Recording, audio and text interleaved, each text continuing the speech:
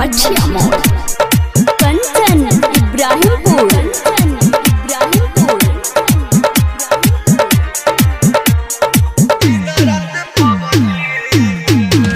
तोहके भूले खातिर लबजी रे खेली दिन रात पबजी रे तोहके भूले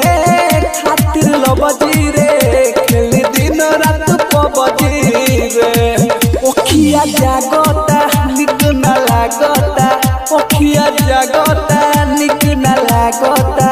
अरे खाना रोटी सब्जी रे तोहके भूले खातिर लबजी रे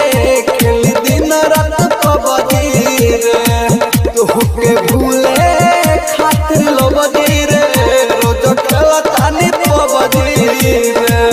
अब कमला के छोड़बे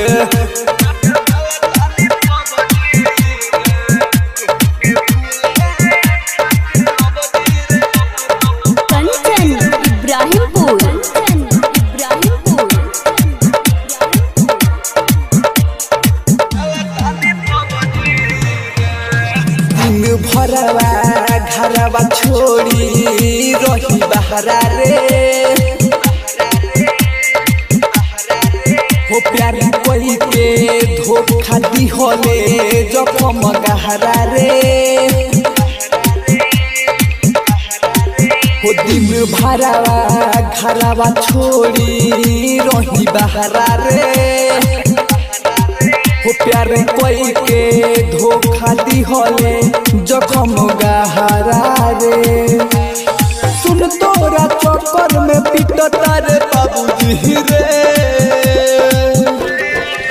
तोहके भूले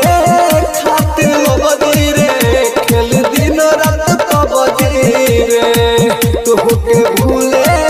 खातिर लबजी रे खेल दिन रात पबजी रे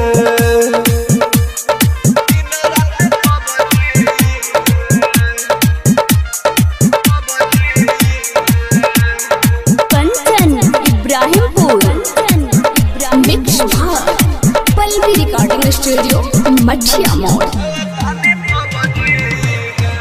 देह खुश सुननी बारे परमोद के संगवा रे होवा के देखू रोज पीले बिसकिया रमावा रे